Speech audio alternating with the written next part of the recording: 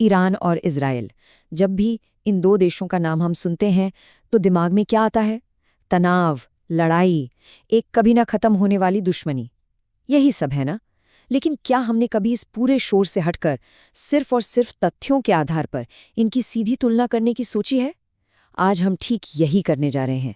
और ये पूरा का पूरा विश्लेषण उस सोर्स पर आधारित है जिसे हम देख रहे हैं, ताकि हम किसी की राय पर नहीं बल्कि सीधे सबूतों पर फोकस कर सके।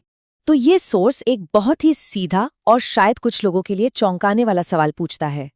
ईरान बनाम इज़राइल, असली खतरा कौन है? देखिए, ये सिर्फ एक सवाल नहीं है।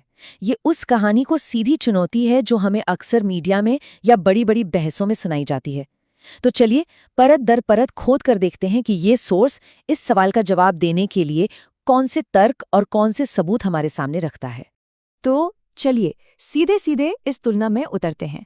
ये सोर्स इन दोनों देशों की मिलिट्री और न्यूक्लियर पॉलिसीज को आप कह सकते हैं एक तराजू पर तौलता है। हम उन 4 बड़े पैमानों को एक एक करके देखेंगे जिनके आधार पर ये पूरी तुलना की गई है, और फिर देखते हैं कि सोर्स के मुताबिक पलड़ा किस तरफ भारी है। अब जरा इस टेबल पर नजर डालिए। ये इस पूरे एनालिसिस का आप कह सकते हैं दिल है।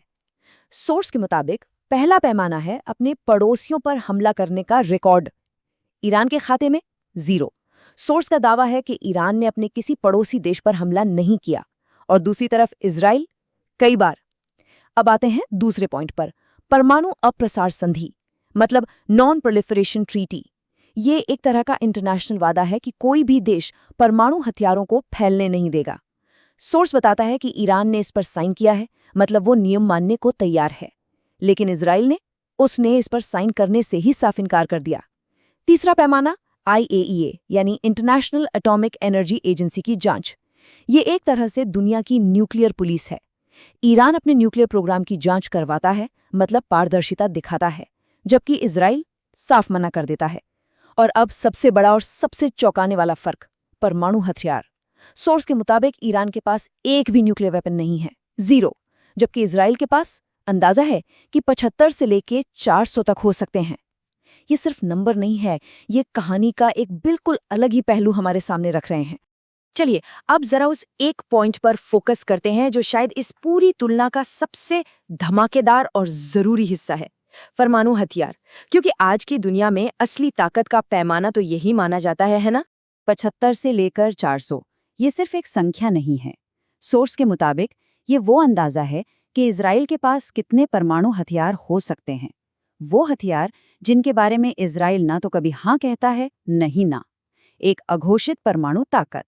और जरा सोचिए, इसकी तुलना किससे की जा रही है? ईरान के 0 परमाणु हथियारों से। यही वो पॉइंट है जो इस सोर्स के पूरे तर्क को एक नई दिशा देता है और हमें ये सोचने पर मजबूर करता है कि हम खतरे को कैसे देखते हैं। तो इन सभी तथ्यों को, इन सभी आंकड़ों को जब एक साथ रखा जाता है तो ये सोच एक ऐसे नतीजे पर पहुंचता है जो शायद आपको हैरान कर दे। ये उस आम धारणा को सीधी टक्कर देता है जो हम सालों से, शायद दशकों से सुनते आ रहे हैं। और यहाँ आता है वो बयान जो सब कुछ पलट कर रख देता है। लेखक सीधे सीधे कहता है, इसलिए इजराइल ईरान के लिए एक अस्तित्व का खतरा है। एक मिनट रुकिए, ये तो उस कहानी का बिल्कुल उल्टा है जो हमें हमेशा बताई जाती है ना? हमें तो हमेशा यही सुनने को मिलता है कि ईरान इजराइल के लिए खतरा है। लेकिन ये सोर्स इन आंकड़ों के आधार पर पूरी कहानी को 180 डिग्री घुमा देता है। ये बयान सिर्फ एक नतीजा नहीं है, ये हमारी सोच को एक सीधा चैलेंज है। लेकिन यहाँ एक बहुत बड़ा और जायज़ सवाल खड़ा होता है। अगर ये आंकड़े वैसे ही हैं जैसा ये सोर्स बता रहा है, तो फिर आम लोगों की सोच में, मीडिया की खबरों में और इंटरनेशनल पॉलिटिक्स में कहानी इतनी अलग क्यों है? क्यों हमें हमेशा इसका उल्टा ही बताया और सुनाया जाता है? खैर, ये लेख इसका भी एक मुमकिन जवाब देने की कोशिश करता है। इसका जवाब इस सोर्स के मुताबिक एक इंफॉर्मेशन वॉर यानी सूचना युद्ध में छिपा है। लेखक का आरोप है कि पिछले 40 सालों से इजराइल ने ईरान के खिलाफ गलत जानकारी फैलाने का एक सोचा समझा, एक सिस्टमैटिक अभियान चलाया है। सोर्स का दावा है कि इस अभियान का एक ही मकसद था, दुनिया की नज़र में ईरान की एक ऐसी नेगेटिव इमेज बनाना, उसे एक ऐसे विलेन के तौर पर पेश करना जिससे पूरी दुनिया को डरना चाहिए। और ये सब हमें सिर्फ एक शब्द पर लाकर खड़ा कर देता है, क्यों? आखिर इस कथित इन्फॉर्मेशन वॉर का मकसद क्या था? अगर सोर्स के दावे सही हैं, तो ये सब क्यों किया गया?